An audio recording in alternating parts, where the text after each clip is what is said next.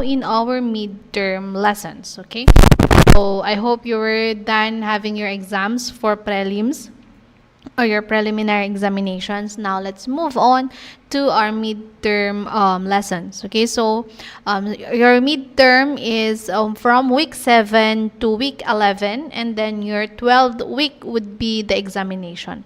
Okay, so ayan, before we move on, please have with you your modules so that you will have a guide on the discussion that we're going to do in this video. So I hope you have your modules with you. So the topic here in week 7 is all about consonant clusters in single stroke words, and then single stroke versus multiple stroke words. Okay, so yun yung pag-uusapan natin in this video.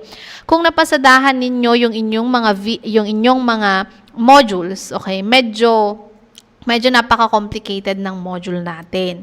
Hindi siya, pero I mean, yeah, it's complicated. Kung ano yung pagkakasulat niyan, medyo komplikado, pero kasi kapag binasa mo siya as a whole, mas maiintindihan mo, okay? Mas magiging klaro siya when you read it ng in toto na lahat talaga binasa.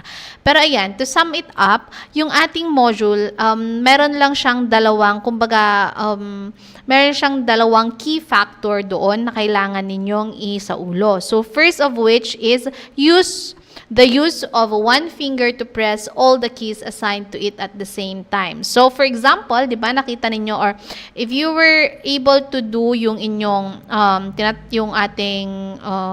yung isang activity kasi ninyo, I think I ask you to make or to draw yung keyboard ng machine shorthand, 'di ba? So kung nakita ninyo doon, and na-explain ko rin sa inyo na each finger is designated its own home base or home keys.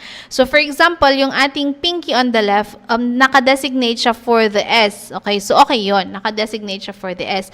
Pero yung ating fingers naman na, di ba, may tigdalawa kasi silang designation. Okay, each finger has two designations or two keys na dapat i-press. So, alam natin na sa machine shorthand, may mga letters na wala doon sa keys. Tama? And those letters na wala sa keys is represented by a combination of letters. Tama?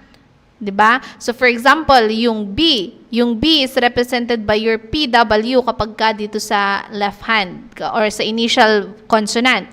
PW yung letter B ninyo. Tapos yung inyong letter D naman is TK. Okay, so kung titignan ninyo yung inyong machine shorthand or yung inyong machine keyboard, ang nakalagay doon na kumbaga agkabatog, naintindihan ba? Is yung TK. That TK represents yung inyong letter D. So ngayon, paano yan, ma'am? Dalawang keys at the same time. So ano yung gagawin? Isang finger lang ang gagamitin mo. So yung nakatoka dyan or yung assigned na finger na magpre-press, yun lang din yung ipipress. Kasi di ba dalawang keys? So paano namin gagawin yan? I-press ninyo dun sa center. Dun sa center nung dalawang keys. Okay? So, yun yung isang dapat ninyong tandaan sa module na to. Okay? So, for example, yung atin namang pinky, dito sa right, dun sa ending vowels or final vowels natin, yung pinky ang assigned for yung ating TSDZ. Just in case na merong mga letters, okay, merong mga words kung saan kailangan mong gamitin yung TSDZ at the same time, hindi dapat na tulungan ng ibang fingers yung iyong pinky sa right.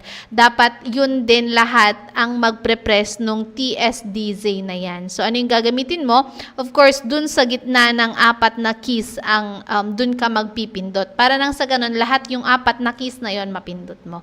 Okay? So, that's the technique. Next, we also have using of F as a substitution for letter S. So, nasan yon? So, kung dun sa module ninyo, kung titignan ninyo dyan, sa 1, 2, 3, 4. Sa fourth paragraph ng first page, ang sabi dyan, another stroke that you must consider when using the machine steno is the use of the letter F on the right side of the keyboard. or letter S on the right side or yung ating mga final consonants. In addition to being used for F and V sounds, the F key was also sometimes used for the S sound. There's always an S key on the right half of the keyboard. Why would we need another on that half as well? With a grasp of steno order, it's easy to explain. The S key on the right side of the keyboard is very far to the right, near the end of the steno order. So, yung S key dun sa ating keyboard is only intended for those letters or for those words kung saan nag-e-end siya ng letter S. Okay, so yun yung gamit nung S natin dyan. So, ngayon, ang example, kung titignan ninyo sa next page, we have trust. Okay, so nakita ninyo si trust. Yung trust dyan, before the last letter ng word, nagkaroon siya ng S. The same is true with rasp and the same is true with tassel. So, ano yung gagawin mo ngayon? Hindi mo pwede, di ba? Meron nga tayong steno order. Kung babalikan niyo yung inyong week 3, before I move on, please, a reminder ha, always have your week 3 module with you kasi nandun yung foundation natin dito sa ating ginagawa na shorthand, machine shorthand, okay? Dun sa week 3 kasi, nandun yung tinatawag natin na steno order and of course, nandun yung mga equivalent na letters dun sa machine shorthand keyboard, okay? So, ayan. Kung wala sa inyo yung inyong week 3, please go get it. Huwag po ninyong walain kasi kailangan ninyo yon. Okay? So, ano yung sinasabi natin na steno order? Di ba yung steno order is where yung mga letters hindi mo sila pwedeng pagbalibaliktarin. Kung nasaan sila, dun sila. So, yung letter S na dun sa keyboard, kung nasa inyo yung week 3 ninyo, makikita ninyo dun sa second or the third page, nandun yung tinatawag natin na steno order. So, makikita ninyo na dun sa steno order, letter T, dito sa right ha, sa final consonant. Letter T comes before letter S. So, ngayon, paano mo isusulat yung trust na, or yung trust na yon? Diba? Hindi nga pwedeng pagbaligtarin mo na mauna si S bago si T. So, in-explain din dyan sa inyong module na ngayon, ang gagamitin ninyo is yung letter F. Okay? So, yun yung isang gamit ng letter F. It can be used as letter S substitute. Okay?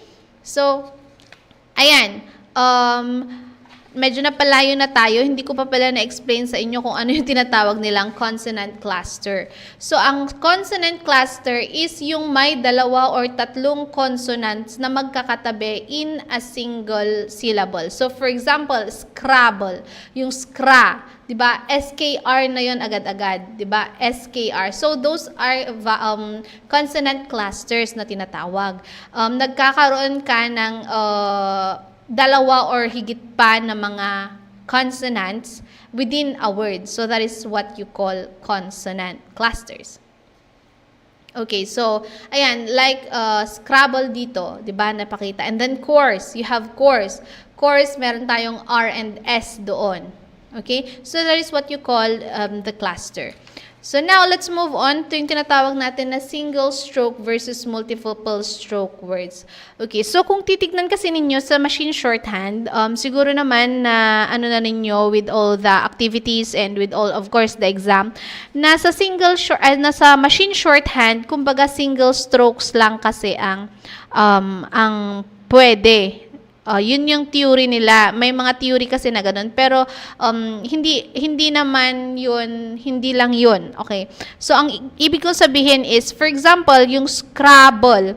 Scra can be written, sige, wag yung Scrabble kasi 2 lang. Attendance or, hindi. Saglit. Ano yung sinulat nila dito?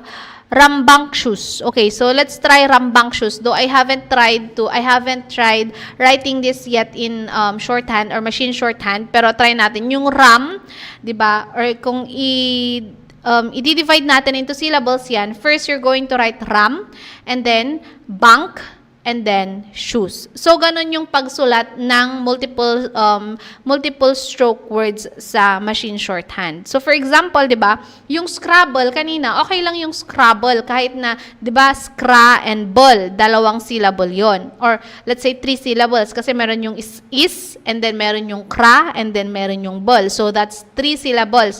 Pero kasi kaya yan na i-stroke kasi nga, basing on the steno order, pwede mong i-stroke yan as one stroke. Kaya yan.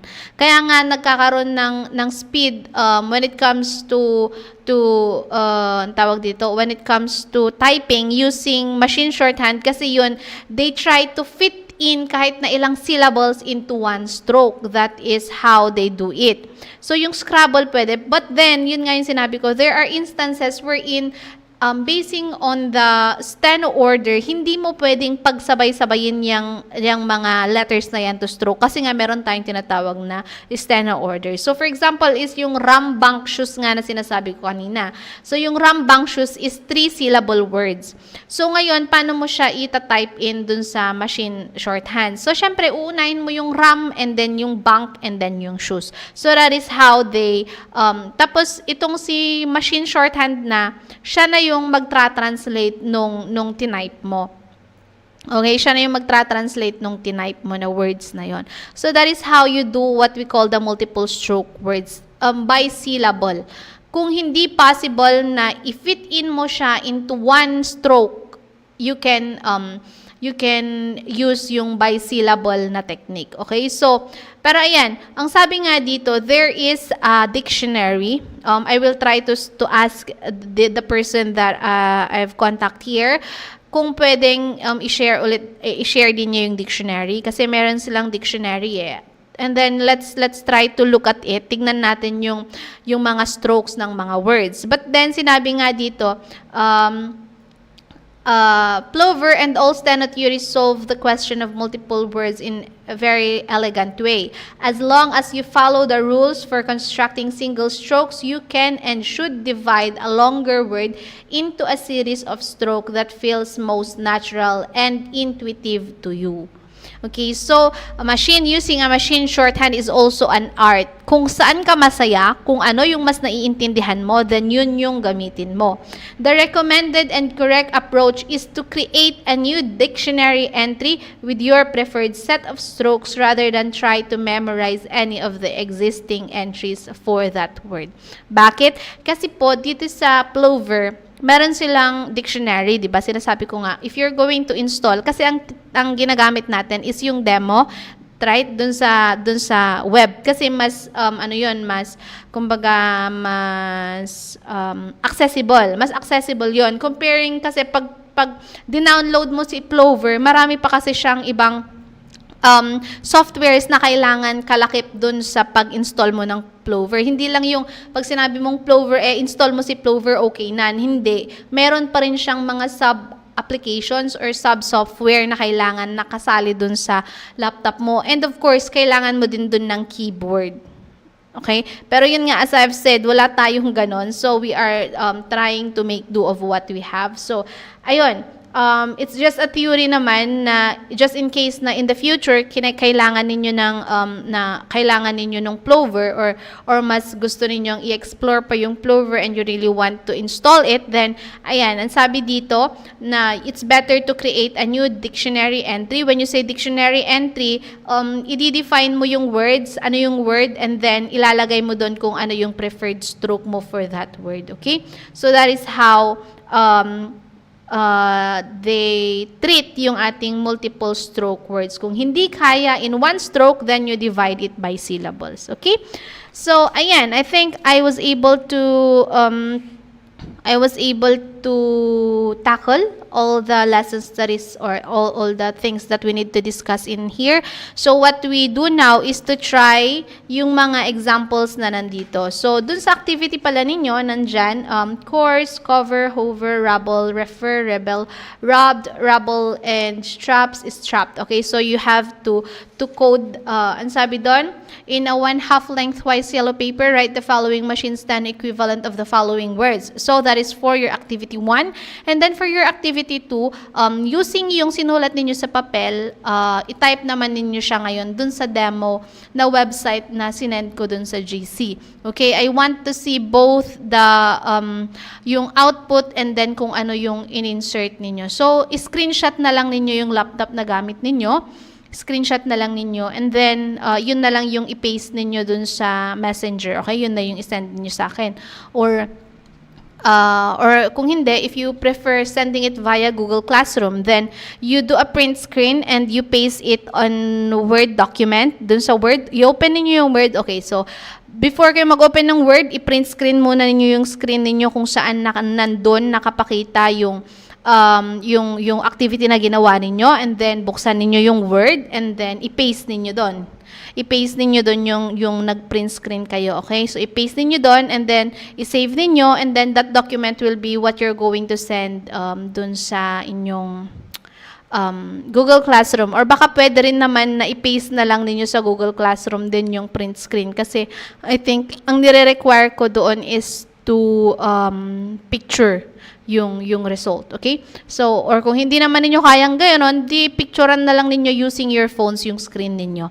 Tama? So, lahat ng possible way wherein you can show me yung activity na ginawa ninyo, yun gawin ninyo. Kung ano yung pinaka-easiest sa inyo, as long as it's visible, as long as it's understandable, nakikita ko, klaro, yung picture ng activity ninyo sa web or dun sa site na yon, demo site na yon, then it would be fine.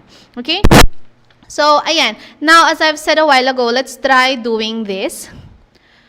For example, yung ating, ano yung word doon? Trust. Let's try trust. So, we have T. T, nasa na yung T? Saglit lang, ha? We have T. Ayaw. Okay, we have T, and then we have R, and then we have U, and then we have F, and then we have T. Trust. Okay, so lumabas yung trust, tama, di ba? Next, we have rasp. So we have R, we have A, we have F, and then we have P. Rasp. Okay, so ayan, next is tassel. We have T. Oops, sorry. We have T, we have A, we have F, and then we have L. Tassel. Okay? So, now, next we have, dun sa, ano naman, trouble. Trouble. So, we have T, we have R, and then we have U, and then we have B. Oops, sorry. We have T, we have R, we have U, then we have B, and then we have L. Trouble. Okay, so that's it. I think that's it, everyone. Thank you for listening. I hope you are enjoying this. Alam ko mahirap. Ako din medyo nahihirapan din ako sa pag-aaral. As I've said, hindi ko to pinag-aralan when I'm in undergrad, pero I'm trying. I'm really trying to learn this for you guys. Joke. So I hope you're also trying to learn it with me. Okay? So if you have any question, any clarification, ayan, or kung meron kayong correction dun sa mga aking tinuturo na na-research ninyo or what, discuss it with me, okay? Feel free to message me via Messenger, or kung nahihiya kayo sa GC, sa Messenger, PM na lang ninyo ako. And one thing more is that kung dun sa mga estudyante ko na walang laptop na nandito, pwede kayong pumunta ng school Thursdays and Fridays, and the laboratory is open for you to use. Okay? So all you have to do is come here or message me first before coming, of course, so that I will be able to entertain you. And then, ayan, you can use the laboratory for the activities. Okay? So, ayan, that's it, everyone. Thank you for listening. Thank you for watching this video. I hope to see you in our next video. Good day and God bless.